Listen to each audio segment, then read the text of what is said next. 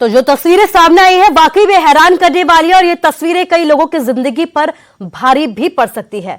बात अब गुरुग्राम की करते हैं, जहां पर 60 वर्षीय बुजुर्ग महिला पर जानलेवा हमला किया गया है। वारदात 17 मई की है, लेकिन इसका वीडियो अब सामने आया जिसमें दर्जन भर से ज्यादा बदमाश बुजुर्ग महिला पर हथियारों से हमला करते हुए नजर आ रहे हैं। लाठी डंडे इनके पास नजर आए। दरअसल बीते महीने एक बात को लेकर दोनों पक्षों में मामूली सा विवाद हो गया था और बस इसी रंजिश की वजह से बदमाशों ने 17 मई को बुजुर्ग को पीट कर अधमरा कर दिया है।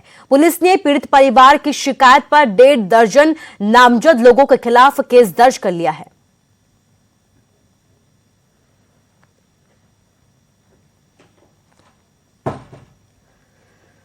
कुंडली बॉर्डर पर 2 आंदोलनकारी किसानों की अचानक से मौत हो गई। दोनों में से एक किसान की कोरोना रिपोर्ट पॉजिटिव आने के बाद बाकी किसानों पर भी खतरा बढ़ गया है।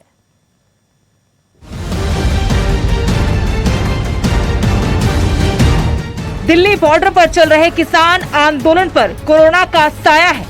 कुंडली बॉर्डर पर चल रहे धरने में शामिल 2 किसानों की मौत हो गई है। पटियाला के बलबीर सिंह की अचानक संदिग्ध परिस्थितियों में मौत हुई है। वो कई दिनों से धरने में शामिल थे। इसके बाद लुधियाना के महेंद्र सिंह की भी दिल का दौरा पड़ने से मौत हो गई।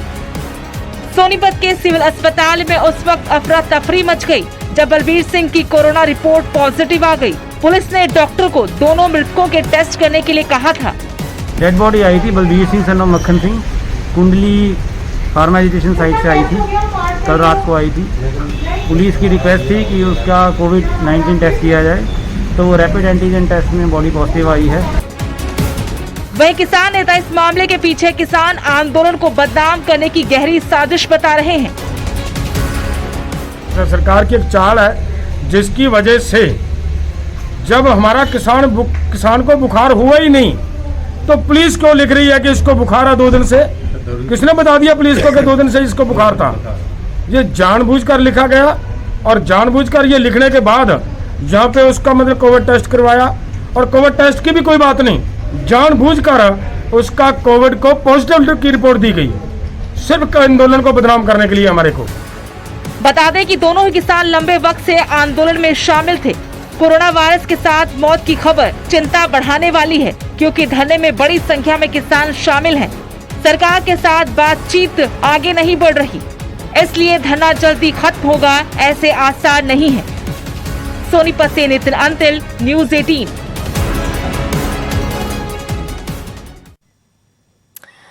हरियाणा में ब्लैक फंगस तेजी के साथ अपने पैर पसार रहा है। साइबर सिटी गुरुग्राम में ब्लैक फंगस के 70 से ज्यादा मामले अब तक सामने आ चुके हैं। पिछले 1 हफ्ते में दर्जनों मामले दर्ज किए गए हैं। सिर्फ गुरुग्राम ही नहीं बल्कि सिरसा और भिवानी समेत कई जिलों में ब्लैक फंगस के दस्तक से अब हड़कंप मच गया है।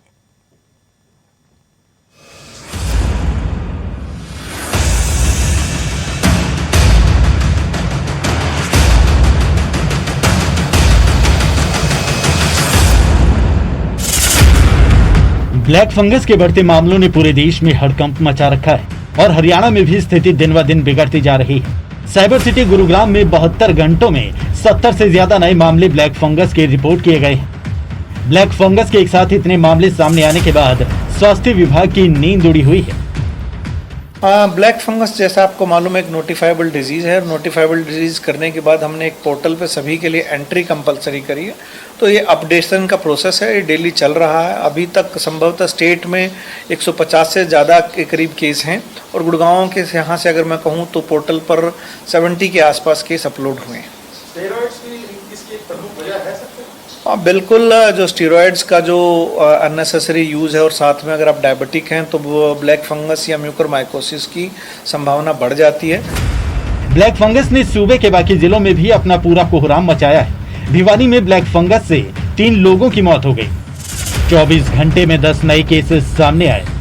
सिरसा में भी ब्लैक फंगस के नए केस आने से दहशत है। स्वास्थ्य विभाग में हड़कंप है।